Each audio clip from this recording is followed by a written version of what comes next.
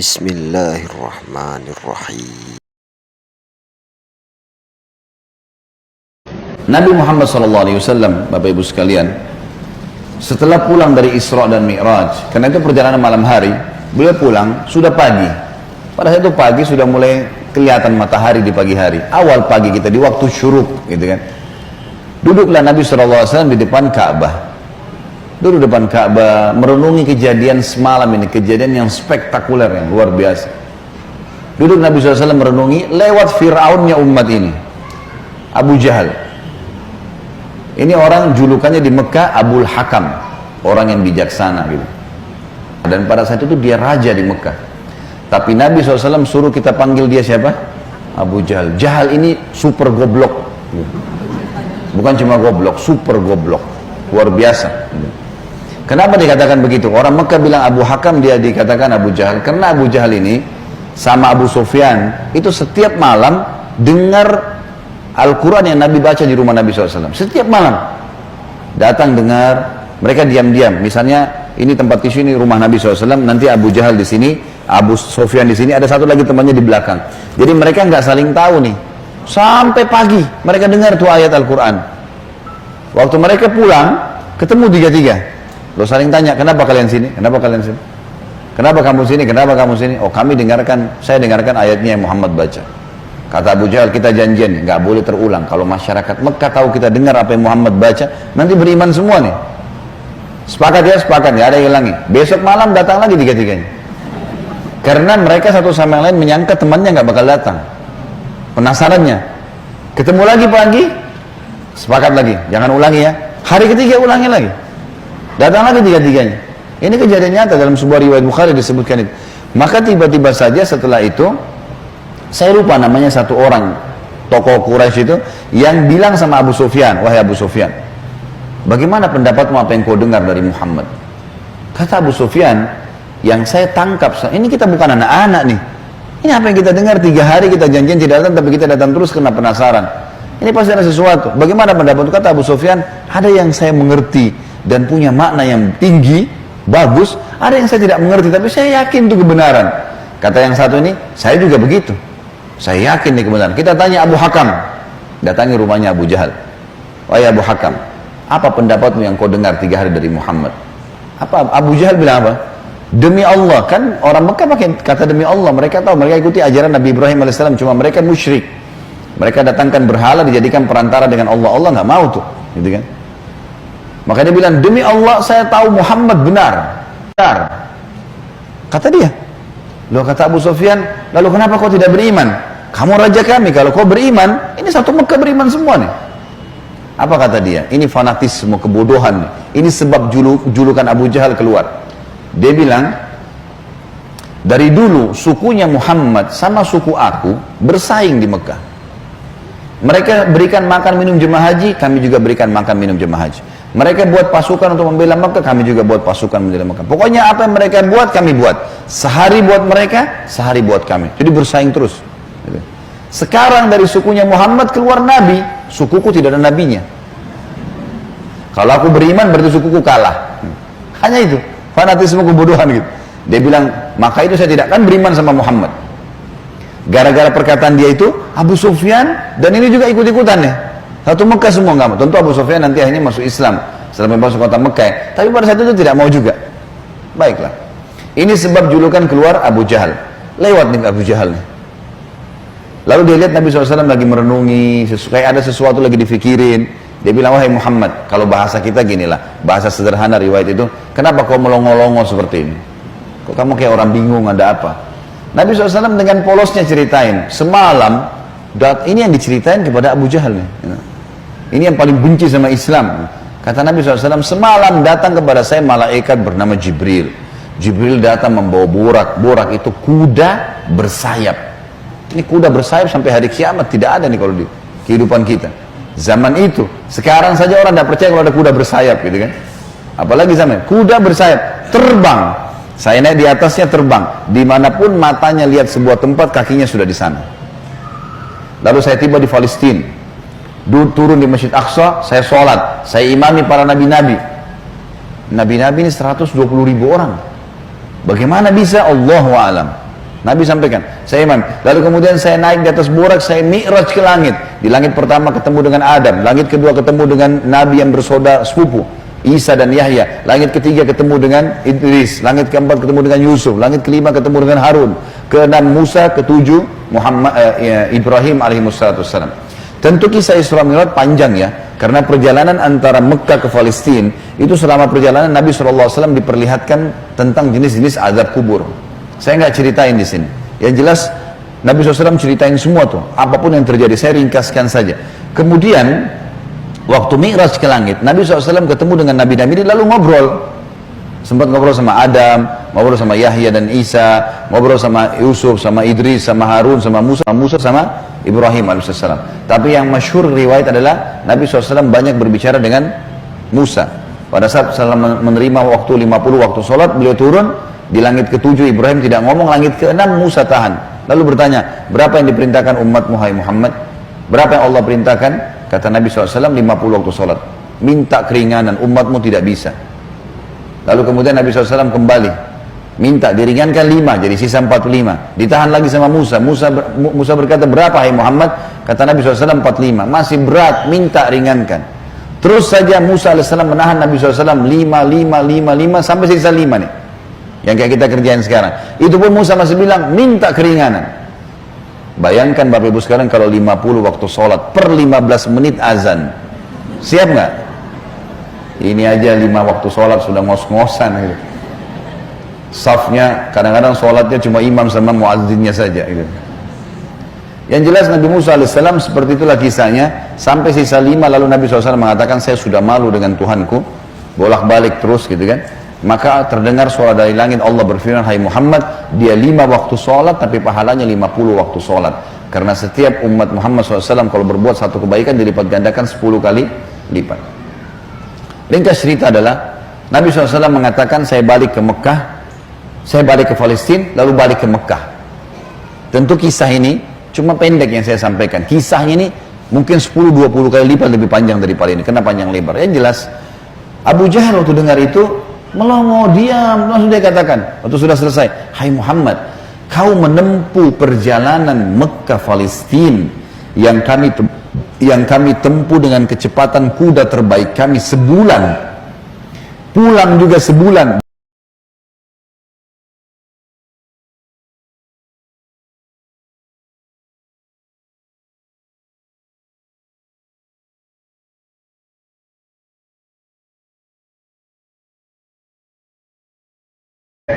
Bagi Abu Jahal ini gila nih, nggak masuk di akal udah. Kuda terbang bersayap pergi ke Palestina perjalanan sebulan. Sama kalau kita sekarang di masjid ini ada yang bilang, tadi Bapak Ibu sekalian saya jam 8 pagi take off dari Jakarta ke Jeddah, sekarang sudah tiba lagi dari Jeddah.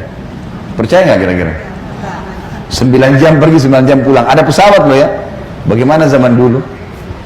Sebulan pergi, sebulan pulang, 1 malam, bayangkan. Dan ini juga sebuah pelajaran Bapak Ibu sekalian, tidak gampang menjadi sahabat Nabi. Bapak Ibu harus bersyukur, saya sangat bersyukur kita lahir sekarang. Betul sahabat punya fadilah, tapi kalau kita hidup zaman dulu kita bisa seperti Abu Jahal. Susah jadi seperti Abu Bakar tuh, nggak gampang. Ada orang di kampung padang pasir buta huruf ngaku Nabi. Coba, beriman nggak kira-kira? Kita sekarang sudah lahir, orang tua kita sudah muslim, Quran sudah lengkap, masjid banyak, banyak dai-dai bisa nyampein dalam bahasa kita. Kalau zaman dulu, berat sekali itu. Baiklah. Abu Jahal bilang, wahai Muhammad, kau mau ceritain? Kata Nabi SAW, iya. Dipegang tangan Nabi SAW oleh Abu Jahal, dibawa ke sebuah bukit, namanya Bukit Abi Kubais. Bukit ini Bapak Ibu sekalian, dulu di zaman itu ada di sebelahnya Safa dan Marwah. Ini khusus untuk iklan saja. Orang naik ke atasnya, dan yang boleh naik cuma budak. Ada satu budak ditugasin, dia cuma dia. Yang lain nggak boleh naik. Kalau naik dipenggal nih, nggak boleh. Ini khusus berita penting. Seperti kalau ada yang mau serang Mekah, atau ada kepala suku yang mati, ada anak kepala suku yang lahir, seperti itulah. Abu Jahal naik ke atas Bukit Abi Kubais bersama Nabi SAW. Waktu orang-orang lihat ada 2 orang. Pertama kali dalam sejarah Mekah, Bukit Abi Kubais dinaiki oleh 2 orang, dan mereka kaget di atasnya raja mereka Abu Jahal, dan yang satu adalah Nabi Muhammad SAW, orang terpercayanya Mekah. Ini ada apa nih? Maka orang-orang kafir kumpul karena Abu Jahal, orang-orang beriman kumpul karena Nabi Muhammad SAW. Waktu mereka sudah kumpul, Abu Jahal bilang, wahai masyarakat Mekah, dengarkan baik-baik apa yang Muhammad mau sampaikan. Ini kalau Abu Jahal niatnya baik, mau nyampein dakwah, luar biasa pahalanya kalau dia masuk Islam. Masalahnya tidak, dia mau mempermalukan Nabi SAW. Niatnya itu. Maka dia bilang, silakan hai Muhammad. Nabi SAW ceritakan dengan polosnya. Datang Jibril, borak, kuda terbang, Palestina, sholat, dan sampai selesai. Lengkap, panjang lebar. Allahu alam berapa jam waktu itu. Dia langsung sampaikan. Sampai selesai semua apa yang terjadi. Orang-orang Mekah yang kafir, Bapak Ibu sekalian, bertambah kufur. Ini Muhammad gila nih. Mekah Palestina, pulang pergi 2 bulan, 1 malam. 1 malam, dan ini bukan 1 malam, setengah malam gitu kan. Pulang pergi. Ini nggak masuk di akal. Ini baru kesana saja nggak percaya. Apalagi naik ke langit, ketemu, ya udah panjang ceritanya. Belum lagi cerita tentang surga dan neraka, diperlihatkan adab-adab kubur. Tapi ya sudah. Waktu itu yang sudah beriman pun di kalangan sahabat, benar nggak ya? Tapi ini Nabi, nggak mungkin salah. Mereka sempat bimbang. Abu Jahal turun dari bukit Abi Kubais sambil ketawa, senyum. Sambil dia ngomong, ada sahabat rupanya yang ikutin. Tahu nih Abu Jahal tadi yang ajak Nabi nih, diikutin. Dia bilang, sekarang agamanya Muhammad sudah habis. Dia pergi ke Darun Nadwa, tempat kumpulnya orang-orang Quraisy, lalu dia teriak. Dia bilang, hai Quraisy, berita gembira. Apa itu Abu Hakam? Agamanya Muhammad sudah habis. Udah nggak ada lagi agamanya. Kata mereka, memang kenapa? Apa kata Abu Jahal? Muhammad mengarang cerita dusta. Katanya begini.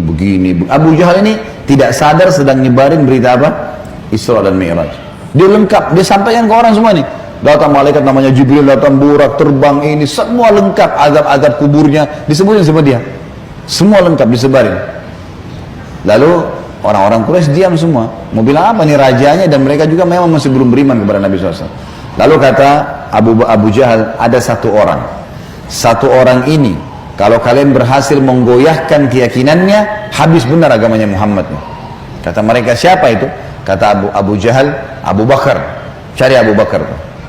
Abu Bakar ini Bapak Ibu sekalian, cirinya beliau radhiyallahu anhu, itu badannya kurus. Ya. Saking kurusnya kalau pakai sarung melorot terus. Nah iya, radhiyallahu anhu. Tapi yang perlu digarisbawahi, Islam bukan melihat kekarnya fisik, tapi kekarnya iman dalam hati. Allah bilang Allah bilang halal, Allah bilang haram. Perintah dikerjakan, larangan ditinggalkan. Itu konsep dasarnya, gitu kan. Abu Bakar ini ditahu tentang masalah keyakinannya sampai apa kata Nabi SAW. La uzina iman Abi Bakar fi kiffah, wa uzina iman hadil ummah fi kiffah, la rajah iman Abi Bakar. Kalau keyakinannya dan imannya Abu Bakar ditimbang di satu timbangan, dan keyakinannya serta keimannya seluruh umat ini, semua sahabat, semua tabi'in, semua yang sudah mati, yang masih hidup dan yang belum lahir, semua kita di sini juga termasuk, ditimbang iman kita semua dibandingkan Abu Bakar, yang satu timbangan pasti lebih berat keyakinannya Abu Bakar. Kata Abdullah bin Mas'ud, sahabat Nabi radhiyallahu anhu yang mulia dengan ibadahnya yang luar biasa, kami tidak ada bedanya dengan Abu Bakar dari sisi ibadah. Karena Abu Bakar sholat, kami sholat. Abu Bakar puasa, kami puasa. Abu Bakar sedekah, kami sedekah. Abu Bakar ya jihad, kami jihad. Tapi kami tidak bisa menyaingi Abu Bakar dari sisi keyakinannya. Mustahil. Kalau Rasulullah sudah bilang kerjakan, apapun konsekuensinya. Mau wajib, mau sunnah, nggak ada toleransi, nggak ada keraguan. Yang haram, nggak ada lagi. Haram, nggak ada ceritanya. Seperti itulah konsepnya. Jadi sangat luar biasa. Yang jelas Bapak Ibu sekalian, mereka bilang cari Abu Bakar. Dan juga ada hadis, supaya saya tidak lupa ya, kata Nabi SAW, tidak ada seseorang yang menginjakkan telapak kakinya di muka bumi setelah para nabi-nabi yang paling afdal lebih daripada Abu Bakar. Jadi setelah Nabi langsung dia radhiyallahu anhu, jadi orang yang sangat luar biasa. Datanglah orang-orang Quraisy ini ke kebunnya Abu Bakar, di kebun kurma di pinggir kota Madinah, dan orang sahabat-sahabat tadi ini pada ikut gitu kan. Sampai di kebunnya Abu Bakar, Abu Jahal teriak-teriak, wahai Abu Bakar, keluarlah. Abu Bakar keluar. Abu Bakar keluar. Kaget Abu Bakar. Belum pernah dalam sejarah hidupnya Abu Bakar itu, tokoh-tokoh Quraisy, kepala-kepala suku datang ke kebunnya. Untuk apa? Dan belum pernah dalam sejarah Mekah orang beriman sama orang kafir jalan sama-sama. Maka Abu Bakar bilang, ada apa wahai Abu Jahal? Dia bilang, sahabat Muhammad gila. Masa dia cerita rekayasa bohong, cerita bohong begini. Abu Bakar ini belum dengar dari Nabi. Abu Jahal yang jelasin. Begini, panjang lebar sampai selesai. Sampai kembali lagi ke Mekah. Abu Bakar sudah tahu nih, apa tujuannya Abu Jahal. Kalau dia mau beriman, dia sudah beriman kepada Nabi. Tapi datang sini mau ngacoin. Kata Abu Bakar ada dua riwayat. Riwayat yang pertama, wahai Quraisy, bukan cuma Abu Jahal, wahai Quraisy, Muhammad mengaku turun wahyu dari langit ke rumahnya. Dan saya percaya. Apa bedanya dengan dia kalau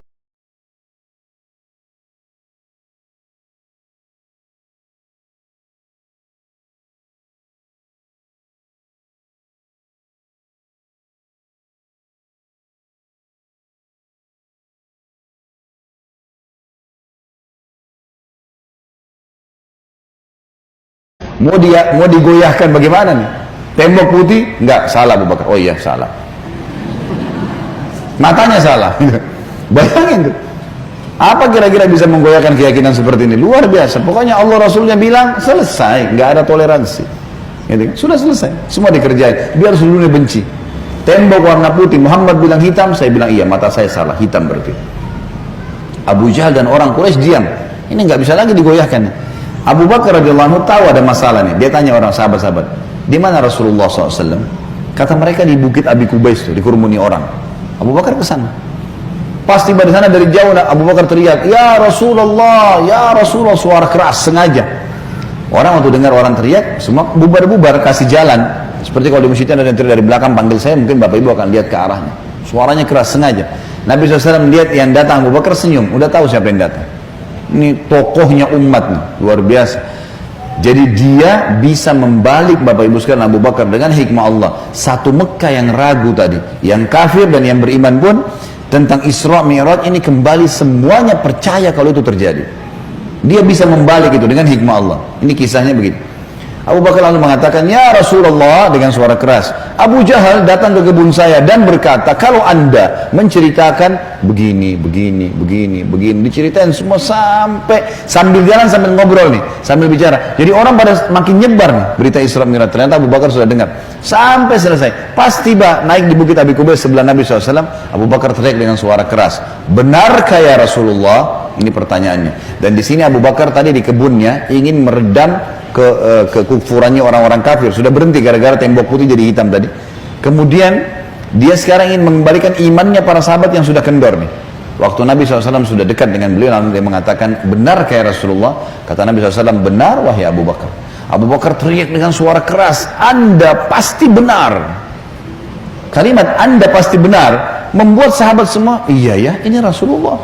Kok nggak mungkin salah? Kembali iman mereka lagi semuanya, gitu kan? Lalu Abu Bakar ingin membuat satu Mekah yakin Isra Mi'raj. Apa yang dia lakukan? Dia bilang,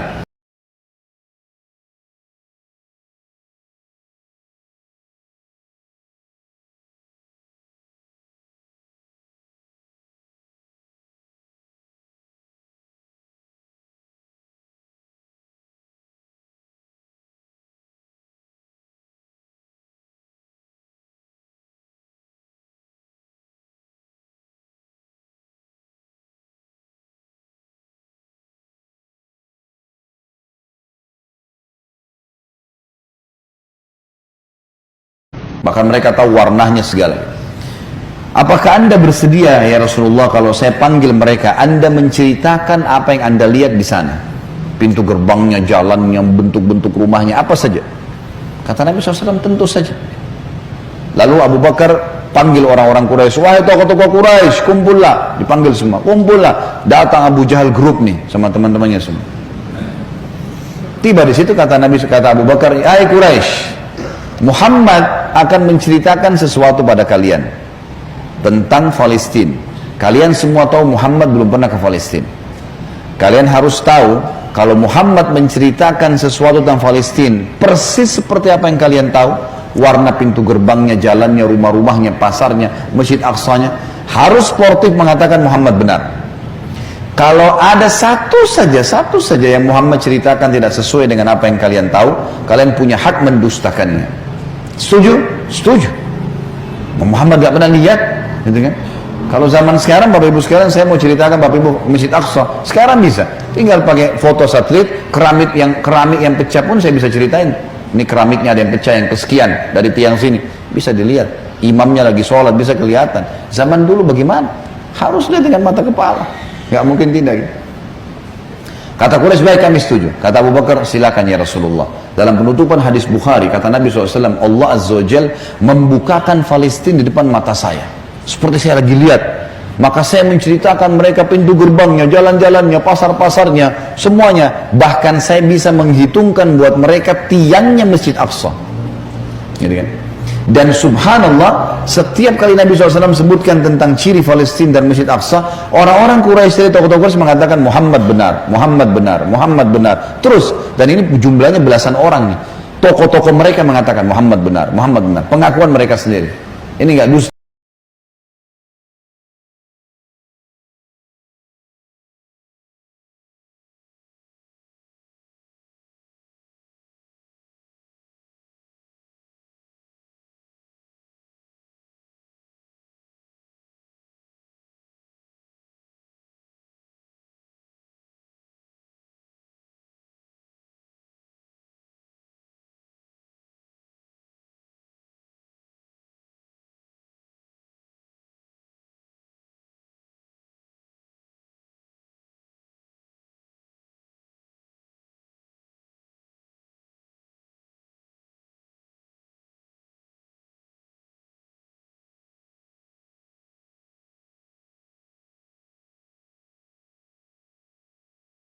Sedang jalan, jumlahnya sekian belas unta, di atasnya ada fulan, orang-orang Quraisy, fulan, dan unta yang paling depan, unta berwarna putih, di lehernya ada kain warna merah.